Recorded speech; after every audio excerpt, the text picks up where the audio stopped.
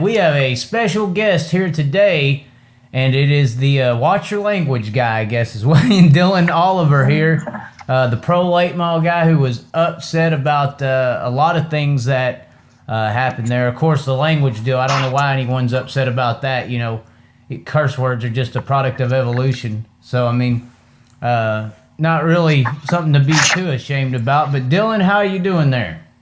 I'm doing pretty good. Appreciate y'all having me.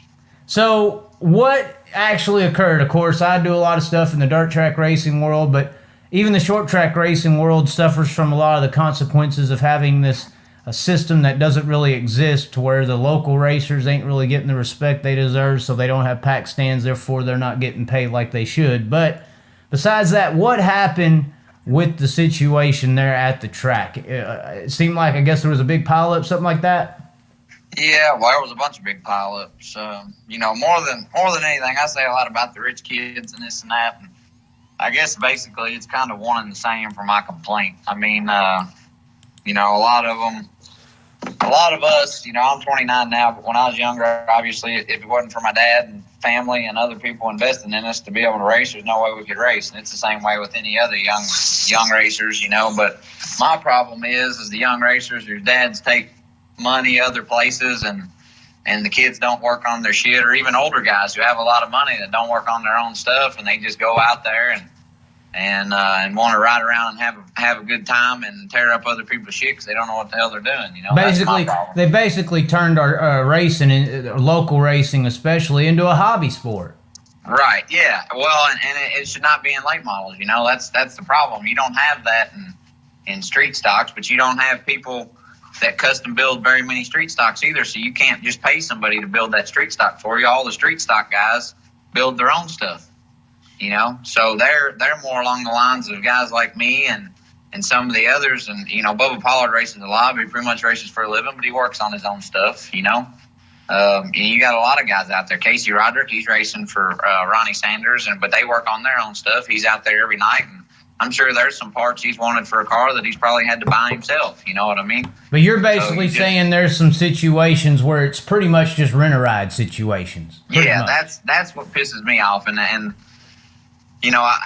guess more often than not, I've run Pensacola probably 4 or 5 times over the amount of time I've run late models, and I've always ran pretty good there, but never had a car like I had last weekend. And it was a brand new car, supposed to be just like the car that I had built that got wrecked at Bristol because of another rent-a-ride kid who, paid big money and, got put in a good piece of equipment. And I obviously just was out there to have a good time or something. I don't know. But it was the same situation. So it was supposed to be the same kind of car. And kind of Port City dropped the ball on me a little bit there. It wasn't the same car. There's a lot of things different. So being a new car and taking it straight to the snowflake, I pretty much built it like it was the other one, setup wise, geometry wise, and everything. And I struggled for 2 weeks trying to get it good, and finally got the car driving good and got it to where I was happy with it. And at the drop of the green flag, which we had to make another trip. That was an extra $700 we had to spend to go down a second time. So I didn't buy a 4th set of tires to go down there on that second day, especially with only 3 hours of practice. So my plan was unload on a set of 80-lap tires and get it good on the long run. So that's what I did. Well, that puts me 4 tenths behind the fastest car, and I never once thought that, and Tim Bryant puts on one hell of a show. They do a heck of a job down there at Pensacola, but I never would have thought he would have took qualifying away from a big race like the Snowflake. Granted, it's not the Derby, but the Snowflake is, like the Busch Series of the late models. So, I never would have thought he would have took qualifying away from us. And when he did, your bigger teams that bought more tires started up front. And here I'm marred back in 25th because I didn't bolt tires on in qualifying. And when the green flag dropped, my thing was I got to get away from some of these idiots back here because they're already bouncing off each other on lap 1. So, because I knew that I had a good car capable of running inside the top 3 or top 5. And then after about 6 or 8 laps, it was the best car I've ever had down there. So I needed to get away from some of these squirrels and try to keep from getting my shit tore up. How many squirrels are there actually in the asphalt realm. In the dirt world, we have a few people that kind of use the rent-a-ride scenario to get to hopefully a truck ride or something like that, or a K&N. I'm guessing it occurs a little bit more in late model racing just because it is asphalt. Yeah. So how many rent-a-ride style situations, or just guys that are out there with a bunch of money that's pretty much turning the sport into go-karts? Man, in a field of, I don't know, I guess there was 32 last weekend. I would say probably 20 of them.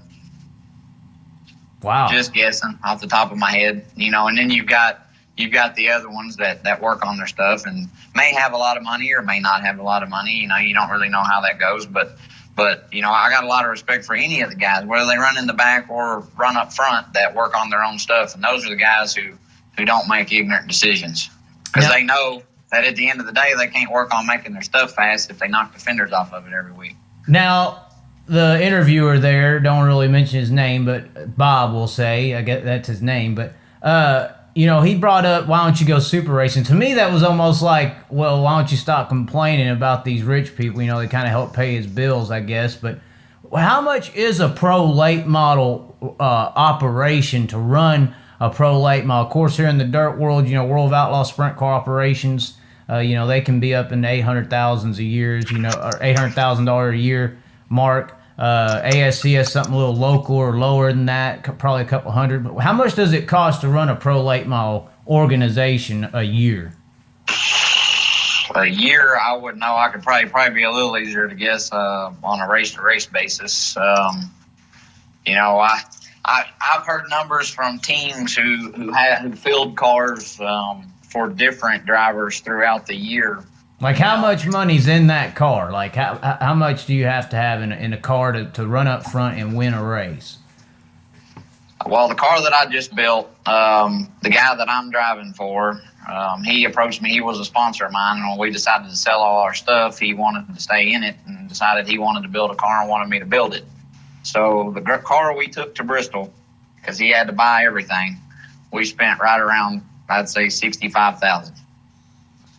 And that's for the pro late model. That's for division. A pro car. Now you're going to spend, I don't know, $5,000 to $10,000 more on a motor, depending on which motor you get. If you get the spec engine, you're probably looking at $5,000 to $8,000 more, buying brand new everything. Or if you do like the parts engine, that's probably $35,000 to $45,000 engine. So you're spending $25,000 to $30,000 more than what we'd spend on a crate motor. That's the only difference in a super and a pro is the engine. Okay, so the super racing, that's just the car. Of course, the traveling, the diesels, the tires. Y'all burn through tires a lot, so I'm assuming. Right. I'm assuming those ain't cheap over there. Right. Yeah. I think the Derby's probably, and that's the other thing. When you go super racing, I say I can't afford it. Well, one, I can't afford the engine. That's one. I could almost have an extra rolling car to have one super with a part, for super parts engine. But at the same time, when you go to race, these bigger races, you're spending twice as much money on tires. At the Derby, you got to spend, somewhere between $2,000 and $5,000 on a pit crew. And then in Stephen Nassie's situation, which there's been, I've read he hired a NASCAR crew, and then I've read he hired a pit crew school guys.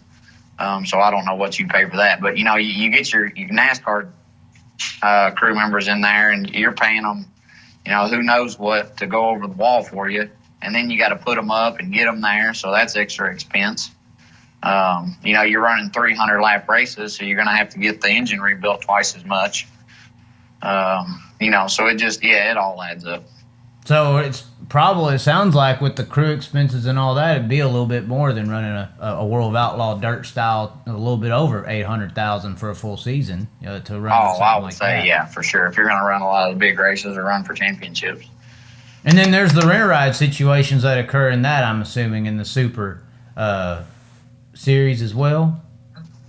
What's that now? I'm assuming the Super Series as well has the rent-a-ride situation occurring. Oh yeah, they do, and and you get in that same boat sometimes. But at the same time, with those guys, you've got with the super stuff. So here's the big difference: is a super late model a man can run a super late model, 300 lap super late model race, and when he gets out, he could probably climb back in the car and run another 300 laps. Because a super late model is a lot about finesse. Your drivers they got to save the tires because they're over horsepowered and under tired. They got to save the tires. They got to finesse the wheel. They got to finesse the throttle, roll in, easy off. You have to drive them. You have to hustle them, but nothing like a pro car. A pro late model with a crate motor, it's got to get in, it's got to get through the center, it's got to get off the corner. You bobble, you wiggle, you lose 2 laps. How much? Get your momentum back up. So it's a lot harder, and you have to drive harder in a pro car to go fast. But when you got to drive harder and drive smart at the same time. You got to drive it in the corner. You got to drive it in the corner. You got to come off the corner. You got to let it roll through the center. But these guys are doing it with cars in front of them, and it's like driving off their hood pins. So that's the wreck I got in is a guy. I don't know whether he was retaliating from what happened, on the restart prior because I saw him get door slammed, or if he run off in the corner and didn't realize where his right front was. But regardless, when he ran into the corner, he drove into the 29 car and turned him crossways in the racetrack, and they had the track blocked. And then just I guess kind of accordion effect, I get picked up and shoved into the wreck, and my shit's tore up. But there was no need for it. It wasn't even lap 30. You know what I mean?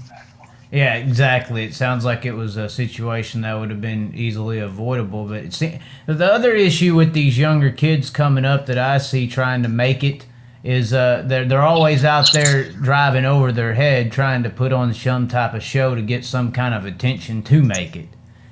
So they're going out there almost with the pressure.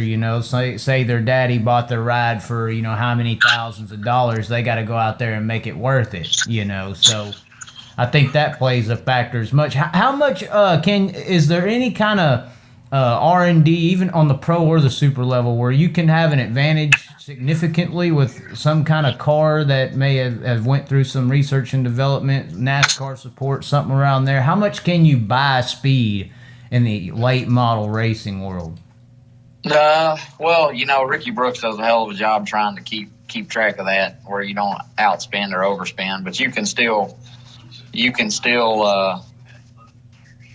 get top of the line stuff here or there that other people don't get. You can buy a $1,200 transmission, or you can go to Earnhardt Technologies or Hightower and buy a $5,000 transmission.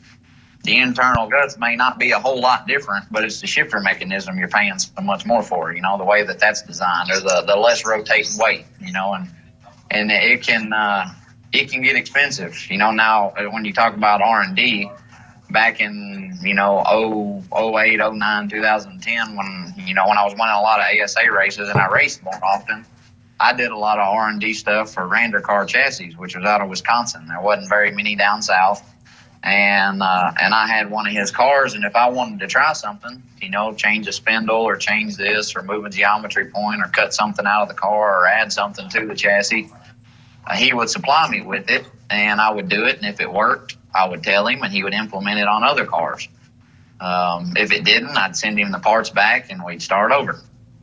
And that's kind of how that went. And he's been bought out since, and he don't build cars anymore. And I've went on to run this chassis or that chassis and don't really race as much anymore, so I don't have that aspect of it. But instead of calling and getting something that I have an idea on, now if I implement it and it works, I keep it to myself, So you got the way that, and just like Bubba Pollard, the way that he does stuff, and he's the man, that there's no ifs, ands, or buts about it. If he's getting into something he don't know a whole lot about, like when he ran the late model stock car race at Martinsville, he surrounded himself with people that did know about it. And he races enough straight rail stuff now, and pro and super late model stuff, that he's got a handle on it. And if he finds something or figures it out, he's selling a whole bunch of cars for Seneca. So basically, this Bubba Pollard, for the dirt people out there who's watching, it's basically the Scott Bloomquist style of racer for the Asphalt. Or Bobby Pierce or any of them, He's He's got it going on. I can say that. There again, if you race every weekend, 52 weeks out of the year, you should have it going on. But he does his research. He don't get behind. He don't let stuff fall off his car. He don't. He's got a lot of good guys that work with him, and he's got the deal going on that everybody wishes for. Myself included. I wish I had 5 or 6 buddies that was around here that I could say, hey, let's go work on the race car and hang out and have some pizza, and when we're done, we'll have a cold beer. You know what I mean? He's got that going on. You know what I mean? And like I said, a lot of us wish for it. A lot of us don't have it. That car that I built and took to Pensacola, start to finish, bare frame to race ready, 99.9% of it I did myself. Built the interior out of 4x10 sheets of aluminum, mounted the body. I had a hand here or there with some people who just wanted to hang out at night, but 99.9% of it I built by myself in a little 2-car garage. And, that's something that I'm proud of, that I'm able to do that. But at the same time, when my shit gets tore up, it pisses me off. Right. It's not just money, it's effort. Right. I got 3 kids. I got a wife at home that I love very much, and it's time away from them. You know what I mean? So my idea on this rent-a-ride deal, which I think it does hurt the sport, how you're speaking it is, the guys kind of turning the sport into a hobby. When I was at the Gateway Dirt Nationals, which was the same weekend as the Snowball Derby, I got a story about a driver named Tanner Carrick. And Tanner Carrick's a guy who rents out of Keith Coons Motorsports midget for a year, which is around $300,000 to just rent to drive it. But Tanner Carrick's situation was his family can spend $1 million on their kids' racing career, but they're upset that this other family can spend $10 million on their kids' racing career. I think a solution to deal with these, privileged kids, and it's not necessarily a bad thing. I mean, even if you look at it in just a world perspective, it's better for these kids who have a lot of money to access or, putting their passion towards driving a race car other than doing drugs or something, that a kid with a lot of money doesn't have a hobby like racing to spend that amount of money on, so that it helps them get away from that. But I would think, guys like a Tanner Carrick or some of the bigger spenders in the late model world as well, a good solution for this would be telling these people, hey, let's shift your goals. Tanner Carrick, you're running a USAC midget, which it should be protruded as a top level car. Let this be the goal. Let's build this up to where you running this midget in your budget. Your family can't spend $10 million to go get a cup ride or whatever. Same thing with the late model situation. Maybe you don't have $10 million, these richer kids.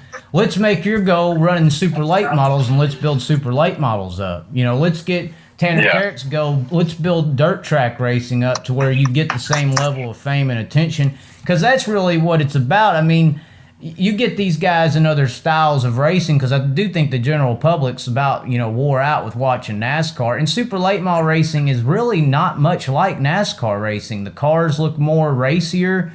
It kind of has that nostalgic feel in that aspect. Cup cars kind of died when they went to the COT. So they got the more streamlined look. It's all on short tracks most of the time. Which put on the best shows and honestly take a little bit more technical ability. I would say it probably takes more skill to drive some of those short tracks with that super late model. What do you think of that? What do you think about getting these rich kids? They're not going to go away, but instead of them spending millions of dollars and trying to make it to a NASCAR level, let's take some of that money and try to build a sport. Build your driver for what you have in it right now, instead of trying to land into one of the 40 seats that apparently everyone in the world's going for. That's the thing, is everybody wants to be in NASCAR, and I got the privilege of running a few truck races, and was in that part of the world over there in North Carolina for quite some time, and out of work ethic, I was able to get a couple truck rides, but I always said the best career for me, what would make me the happiest, is if I could make a living racing trucks. Once I was in that world, I could care less about running NASCAR. You're running Cup. But at the end of the day, if I could make a living racing late models, I would be happy. And that's what a lot of these kids need to understand. And my son, like I said, races go-karts. And it's not because I put it in front of him. It's because he asked me if he could.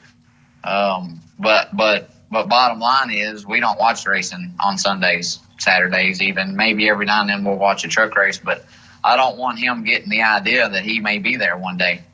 Because I know that was always my dream, and I worked hard, and my family worked hard, and I don't have, I don't have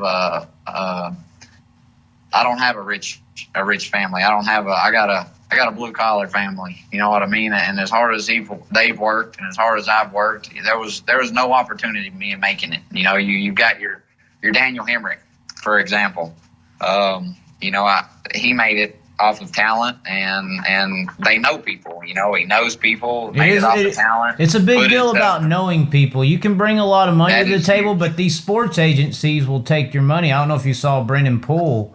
They had that whole issue with Ganassi. They're suing him because he brought DC Solar, the sponsorship. He paid an agency, Spire agency, to bring DC Solar to Ganassi, and then the conspired accusation from Brandon Poole is that Ganassi basically dealt with Spire to take DC Solar from him and give it to the Kyle Larson team.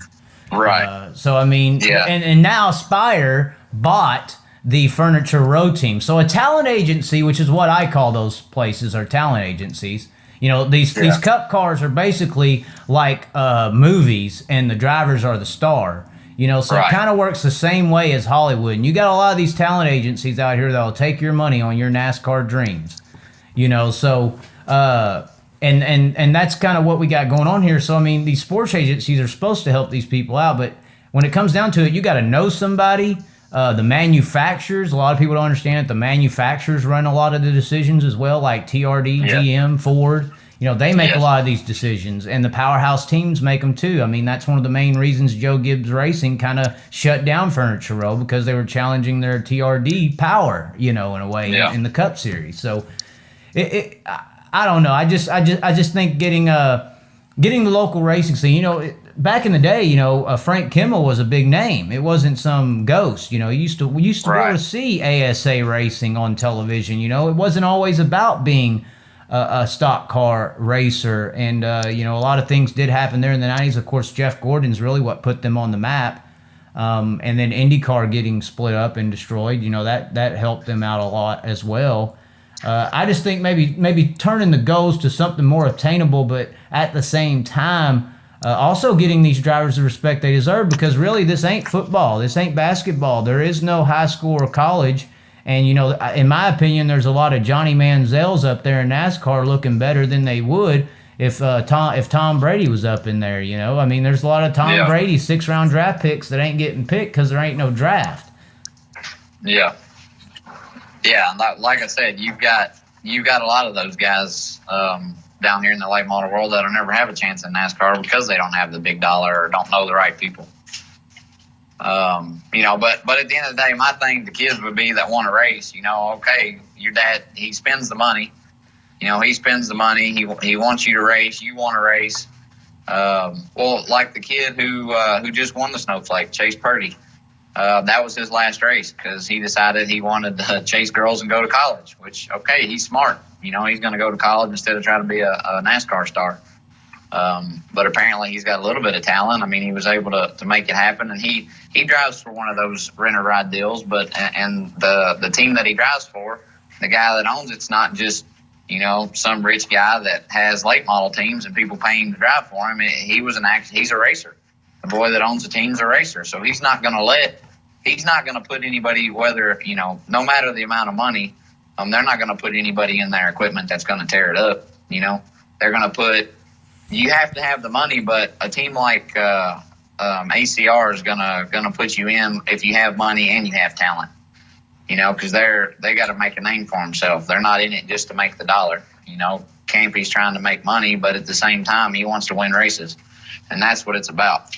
A lot of them out there just want that check. That's all they care about.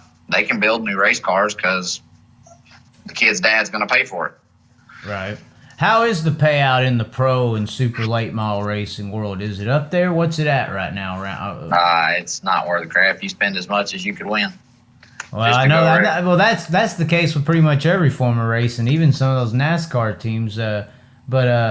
What is it around? I mean, I'm not sure. You know, the dirt world does have its own little section of fans. You know, World of Outlaw late model races will be full. I know some of the super and pro late model races aren't as full, but there are some that do get packed up a little bit, and I think that's a big deal. Like we were talking about, you know, you saw late model racing on television. You know, it wasn't viewed as a lower form as some may view it now because you don't see it anymore, and it's getting rented out and being used as a stepping stone to get to NASCAR. It's being used as a lower form. But that's probably not the case. I know I saw Kyle Busch say he wishes he could be Bubba Pollard a couple of weeks or months ago. Yeah. You know, and it's kind of weird, you know, up there. Is it slavery? You know, are they doing what they want to do, or are they doing it for the money? You know, are they 22-year-old women with the old man for the money, or are they in love? You know, so I mean, Yeah. it's very interesting. But what is the payouts looking like for Super? Is it? I mean, obviously, it's able to keep some people going. Yeah. And what's keeping them going is the sponsors. You know, that's what keeps the teams going. You're not going to make any money. Like Pollard this year, I'm sure he made money. But he's won every big pro late model race there was to win this year other than the Snowflake. And the Snowflake is about prestige, or Snowball Derby is about prestige. It's not about making money, because the super teams on a slow side probably spend anywhere between 16 to 25,000 running the Derby, and I think it probably don't pay much more than 25 or 30,000 to win. Right. But you've got the pro late model race up in Canada. Last year, I think it was advertised as 50,000 to win or something, and obviously that was in Canadian money, which it converted when it come back. But this year, I think it's up to like 75,000 to win, which is huge. I mean, that's astronomical. That's good. You know, I mean, the dirt world, we got a couple 100,000 to win races, couple 50. We had that Dirt Million happen. You know, that was 200. Yeah. But those are that's. I mean, even World of Outlaw sprint cars like Donnie Schatz. You know, I was told that the operation, if you're going to pay it, it's around $850,000, and his gross income. Yeah. I do think that fans would get back involved. That the price of the purse would go up as well. You know, that's one of the big deals, is getting people in the front gate to pay the purse in the back gate. A lot of these racetracks have switched, especially in the dirt world. They're trying to make all their purse on the back gate. You know, and not making any, not depending on the front gate. And the only time they have a good front gate is when they got 300 cars in the pits and everybody's cousin and friends up in the stands watching them. Yeah, exactly. You know? And that's not really entertainment. That's why I was pointing out the respect deal and that Natalie Decker deal. I think if you get these regular people who don't know anything about this damn racing world, and they literally do view NASCAR like the NFL, we need to change the perspective of the local guy. He's not just some guy who failed in college and didn't make it in the draft. There is no draft. You know, there's a lot of badasses locally, and people come out to watch the best. That's just what it is. People come out for Batman. They don't come out for Robin. So, how much of a big deal do you think that is, perception of the general public, to understand how racing works? All these people are basically just raised by their television. If you listen to it, that's all there is. Yeah, I think it's huge, you know, and racing's dying. And dirt, you know, in our asphalt world, dirt's prevailing. You know, they're covering X amount of racetracks already this year with dirt. Right. They may not be doing it the right way. They may not be digging up the asphalt and putting dirt down. They're just putting it over the blacktop. But at the same time, they're turning asphalt tracks into dirt. So, you know, like I've told many people, you know, if my son decides he wants to continue racing and I can afford for him to race, we're going to be running dirt, just because I see the direction that the asphalt world's going in. And you've got the problem is just like you said, you know, your people stop coming to the racetracks because it costs $30 to get into the back gate to watch. Well, when you got a family of four, hell, that's $120. That's probably a third, maybe a quarter of what your paycheck is, just to go watch a Saturday night race where there may or may not be full fields of cars. You know, and I think that's a problem. One thing that I think is good, like the fairgrounds at Nashville here, which is my home track, that they do is a lot of times throughout the year, you know, they'll have back to school where it's $5 a night. $5 a person to get in. That stuff like that is awesome.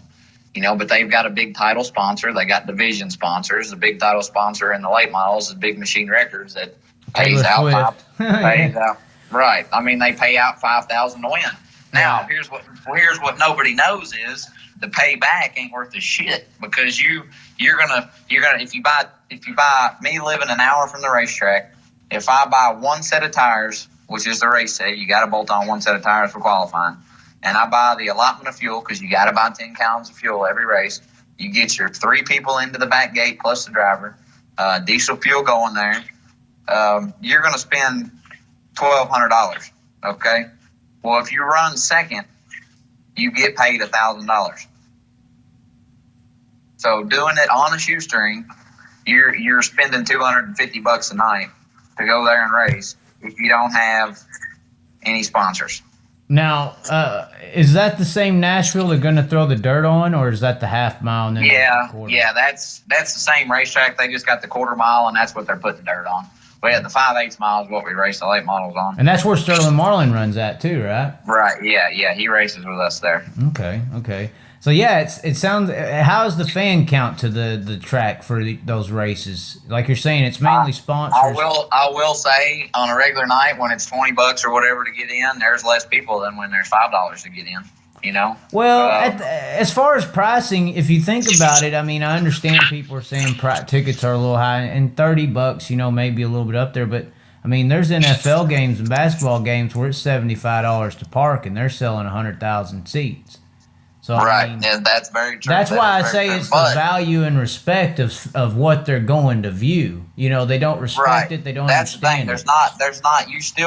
You've got your football games and your NASCAR games, or your football games and NBA games and stuff like that, or even college is in the same boat as your NASCAR stuff. It's getting televised. It's getting public exposure. It's getting advertised. Yeah, exactly. That would be my ultimate idea of fixture, is to get the local scene that same type of respect, because it really deserves it. It's not like it's unlike all those sports you just named off, basketball, football, those are the best. Like, they are. But in the racing world, it's just not the case.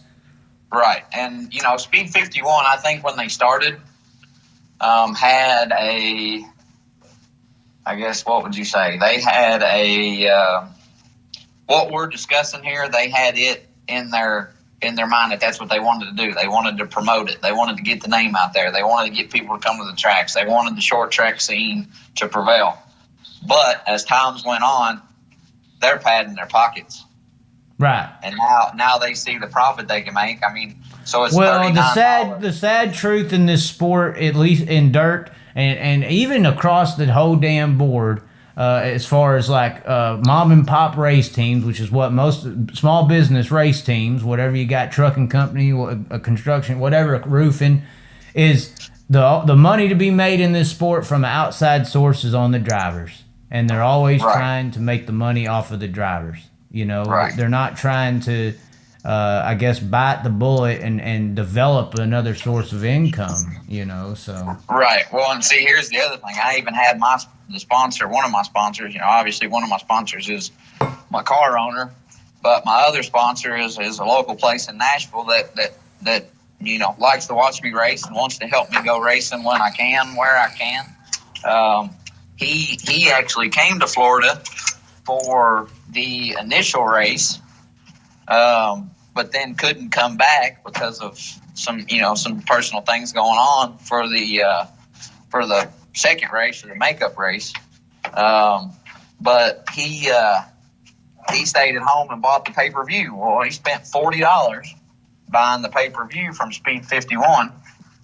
And if you weren't running in the top 4, the only way they knew where you were running at was because of the scroll across the top.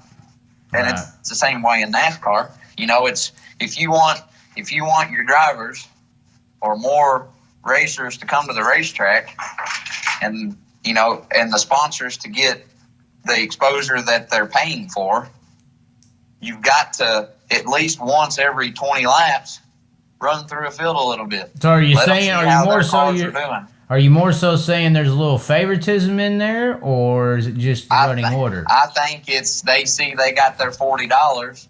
We're just going to show what's going on up front. Well, that's You know what I mean? unfortunate when it, you know, Not necessarily favoritism, because there may have been, and I don't know, but there may have been somebody who don't often running up front, and they were on video all the time. right. You know, But at the same time, because of the shitty way they done the start of the race, you've got bigger name guys in the back, like Colt James, for example, ASA star back in the day. His last late model race he's ever going to run was the Snowflake. And the last race he's ever going to run, because his son's racing quarter midgets now. So he's selling all his stuff and going to focus on his son. Well, that's kind of a big story in late models, because Colt James was a big name, you know, but he gets crashed out on lap 20 because of some idiots, but he has to start toward the rear. And, you know, any sponsors from Texas or family members from Texas of his that bought the pay-per-view, never seen him make a lap. Yeah. Well, that is the benefit of being there in person, but it is sometimes, you know, that broadcast is supposed to, you know, fill the gap if you can't be there. Right, and that's, you know, they don't, the football team that's losing or basketball team that's losing still gets TV time. Right. And you know, everybody can say, hey, that's my cousin or that's my brother. Yeah. When you're racing, understandably, there's 30 cars and not 2. Definitely. You know, you still gotta, the sponsors, what I'm getting at is, to race, you have to have money. If you don't have money, you have to have sponsors. If you have sponsors and they spend money and can't make it to the event and plan to pay for a pay-per-view, or plan for their customer base to pay for a pay-per-view to see their name on a race car, you've got to figure out how to diversify it. They're diversifying everything else. Right. Yeah, I mean, it's a tough deal with the broadcasting situation. Y'all's races are long, too. You think they could do a run through the field or something like that. You know, a dirt race is 30 laps, 40 laps. You know, maybe there's too much action going on. There's always action going on. So it's hard to maybe get everyone. But a big, long race like that, you would think they'd have time to run through the field or something like that. Right. Yeah, you would think, you know. But I guess that's just, you've got to, somebody like me and a lot of the other guys out there have to depend on sponsorship dollars to be able to go race. Just like I said in Nashville, you know, to go race that weekend. If you're going to run second, you spent $250 before you leave the house. If you're not going to run second, you're going and you're generally a 5th, 6th, 7th, 8th place car or mid-pack car. You're racing for $300 or $400. You spent $1,000 before you ever leave the house if you don't have a sponsor. Now, the guy that wins, if he's spending it out of his pocket, well, he just won $3,800. But it don't pay back through the field. It don't aid you in being able to come back and race. Like, what's start money for something like that? $250 maybe. I don't know. Set of tires are $700, and you got to buy a set of tires. That's for any of these big races. A lot of the big races where you travel out of town will damn near pay for a set of tires to start, which is awesome. Your local shows aren't going to do that. I mean, there's no way that they can pay from 15th to 28th $700. You know, there's just no way they can do that. Yeah, it almost sounds like those long races are what's killing the late model asphalt scene. Maybe why a guy goes dirt. Yeah. You know, a dirt race can use same tires every week. The only place that you have prevailing late model fields are the short races they run up north. You know, and they may pay $600, $800, $1,000 to win, but they've got tire rules where you can only buy 1 or 2 tires a night. But they only run 30, 40 lap races. Right. You know, and the basically when you go to a late model race and you watch a 100 lap race, you go to the hot dog stand at lap 20 because you know nothing's going to be happening. You go to the bathroom at lap 40 because you know nothing's going to happen. The last 40 laps of the race, your ass is going to be in the seat to watch it because that's when everybody's going to be driving, you know? Right. Which is, I don't know if that's good or bad, you know? I mean, I don't know. I guess that is one of the advantages of dirt is the shorter races, and things happening. Even the 100-lap late mile races, things are always happening. So I mean that's something we got to face a little bit there. I mean, I don't know, 40 laps at the end and not really having nothing to happen. I mean, hey, what happened to you happened pretty early, so whoever was getting a hot dog missed out on that. But yeah. That's very true. I do think though, like I say, I think it gets back to respect. I think if we can get the fans back in the stands, that would make a big difference. Just the tire bill that I'm hearing from y'all, that's insane. Just for a weekly style race, that's just unreal in a way. How much is having to be spent there, and then you also have the guys who work on the car and the rent a ride people and all that. I think that could be a kind of entertainment value, though. One of the big deals that did shoot NASCAR into fame not only was Jeff Gordon, but it was Dale Sr., because you had a guy who was, the working guy, came from kind of nothing. He had cars at a young age, too. But, it was kind of the rich kid versus the guy who works on his car. And we got that battle going on every single weekend, and we got villains and all kind of stuff. Even like in the USAC Midgets at the Dome, one of the races, there was a guy named Tyler Courtney, and he acts real nice to everybody. And all these guys, the young guys, do now on camera. But they get in that race car and they put you in the wall, or they throw a right rear on you. They know what they're doing. They're assholes. They just know how to get on the camera and act real nice. But when they get in that car, they show you who they really are. And Tyler Courtney threw kind of a fuck you move on Kyle Larson at the Gateway in the qualifier, and a lot of people didn't like it. I'm sitting there, I'm like, well, finally, somebody came up and said, oh, you're Kyle Larson, well, I'm Tyler Courtney, eat my right rear, bitch. Yeah. I mean, we need guys like that, and we need and the rich kid versus the guy who works on their car. That's happening in all divisions, in asphalt and dirt. We got the shows going on, and they're just not getting the attention they deserve.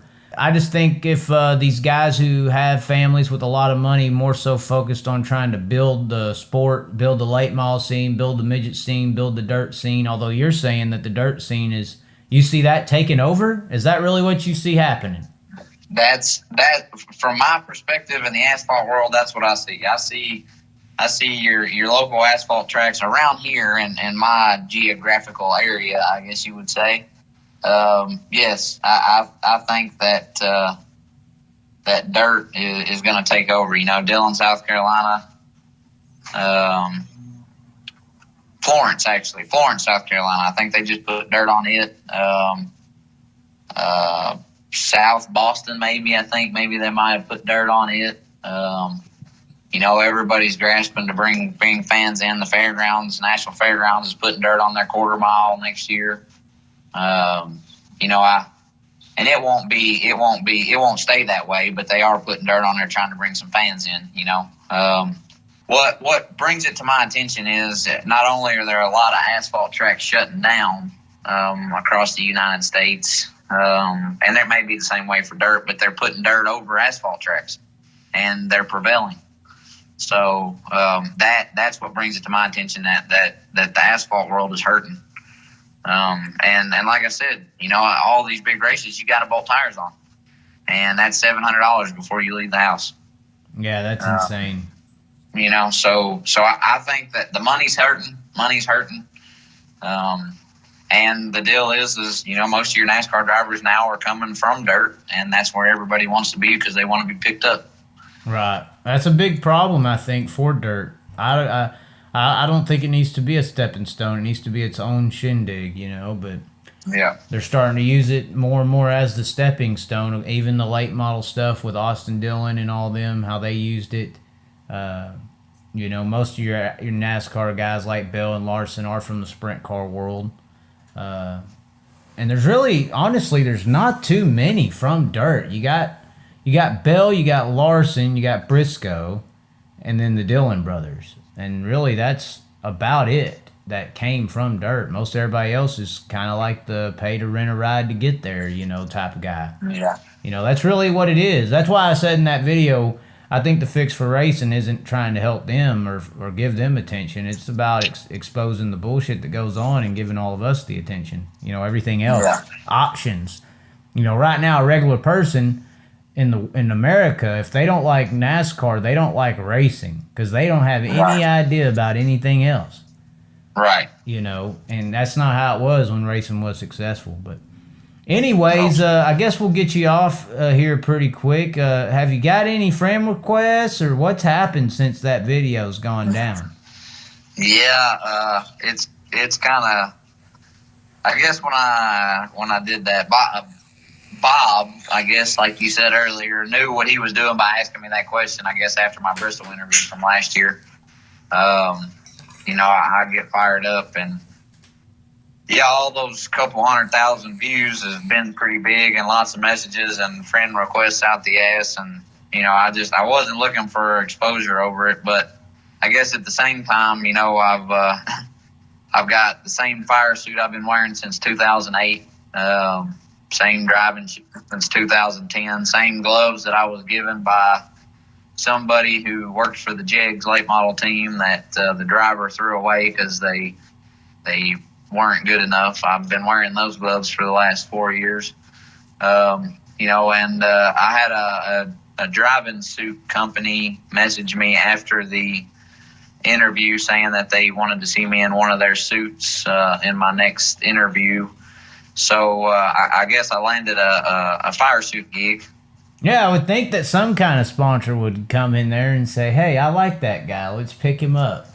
Yeah, so other than that, you know, it wasn't anything I was looking for publicity over. It was just me being pissed off and expressing my opinion, which everybody knows that I'll do. I've always been that way, and used to I would do it face to face and in person rather than do it over something like that. But then you get kicked out of racetracks, and you got security guards nowadays instead of settling it in the pits. So kind of resort to letting everybody else know what's going on, and because everybody else is in the dark about it, you know. So I just I'm not politically correct anymore.